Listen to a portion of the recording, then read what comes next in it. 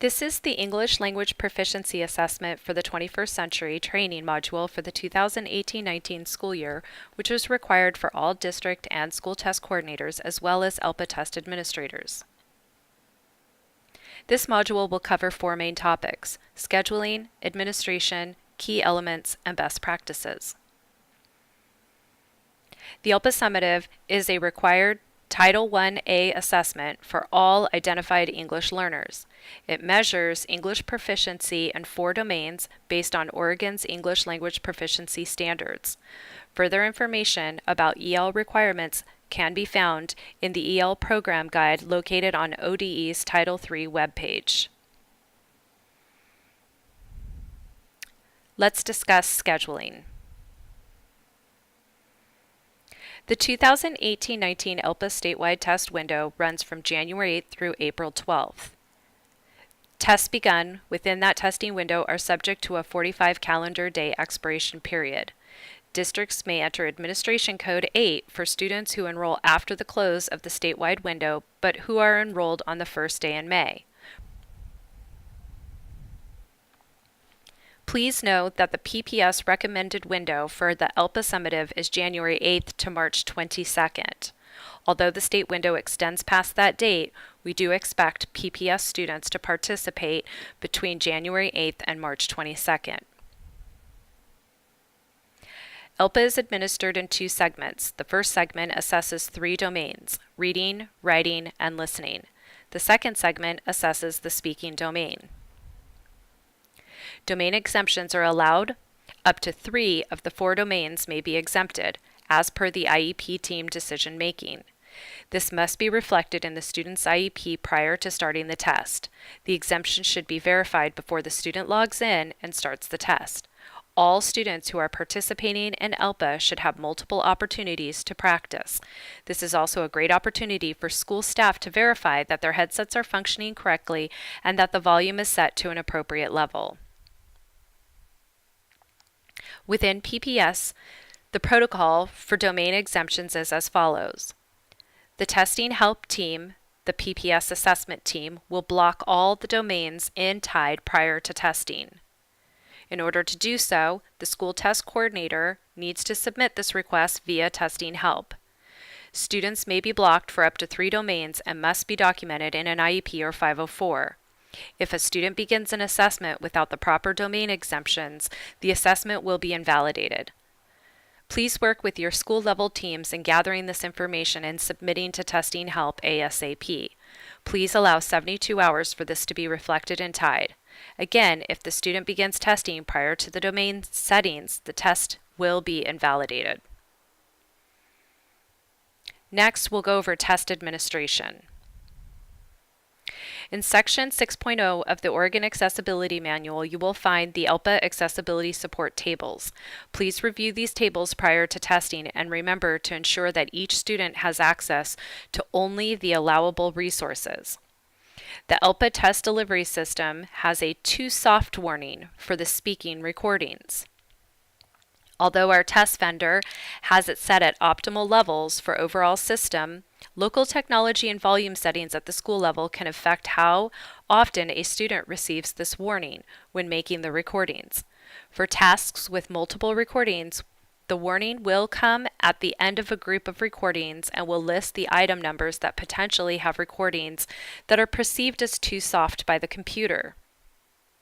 Students should go back to those items listed and replay and re-record if they choose. Remember that if a student gets the too soft warning, there is no obligation for them to re-record. Best practice is that the student should play back the recording. If he or she is satisfied with the recording, there is no reason to re-record.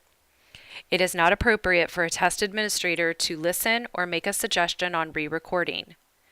If the recording is garbled or inaudible, best practice is to re-record, but this is the student's choice at the time. For some Elpa speaking tasks, there are clustered or grouped speaking items. If the computer system perceives that one or all of the clustered recordings are too soft, the pop-up warning will include the test question number that caused the warning. The student can then go back to that item or items if more than one in the group and follow the best practices outlined a moment ago. If the warning message appears again after the student has re-recorded and/or is satisfied with the response, the student is allowed to move on. There is never a reason to cause a student to re-record over and over again if the response is audible and the student is satisfied. The required verbatim instructions for students provided in the TAM include this information and try to reduce the number of times students re-record when it is unnecessary. As previously noted, domain exemptions from a student's IEP must be pre-programmed before the student begins the Elpa. If the student begins the Elpa with inappropriate domains being administered, this must be reported. The student should not be inappropriately tested. Please review the Test Administration Manual for additional information on this topic. Please allow 72 hours for domain exemptions to reflect in TIDE. It is not instantaneous. If there is any doubt about which domain exemptions a student on an IEP should have, do not start the Elpa. Verify the correct exemptions are programmed prior to allowing the student to begin the test. For questions, please call Testing Help. Remember that the IEP that is in effect when the student started the Elpa is the IEP that governs any domain exemptions. If the domain exemptions are changed due to the scheduling of an annual IEP meeting, but the student has already started the test, the IEP that was in force on that the student logged in to start the Elpa dictates which domain exemptions the student should have. If there is any potential conflict due to IEP meeting dates, do not have the student start Elpa, thereby locking in domain exemptions for that test. Instead, have the student begin testing after the updated IEP is in effect. But consider the number of sessions that the student might need to fully complete his or her Elpa summative by the time the test window closure date. Again, for more questions, please call Testing Help. Under Key Elements, we'll mention important dates and points to keep in mind. Newcomer English learners may have different testing requirements for the content tests. Please see Table 20 for the list of important dates and testing requirements. As mentioned, no identified English language learner can be exempted from participating in the annual Elpa. Aside from religious and disability exemptions, which apply to all mandatory state testing, there is no for-domain exemptions. This is federal guidance that has been specifically enforced for a number of years. Refer to the EL Program Guide for additional information on this topic. Additionally, always refer to the Oregon Accessibility Manual Section 6.0 ELPA for information on translation of directions only on the ELPA items. There is no read aloud of passages or test questions for ELPA other than what is pre-programmed in the test itself. We'll finish with a few best practices recommendations. It is important that the student and TAs have a chance to interact with the test format technology before the test date arrives. Take advantage of sample tests available on the state testing portal.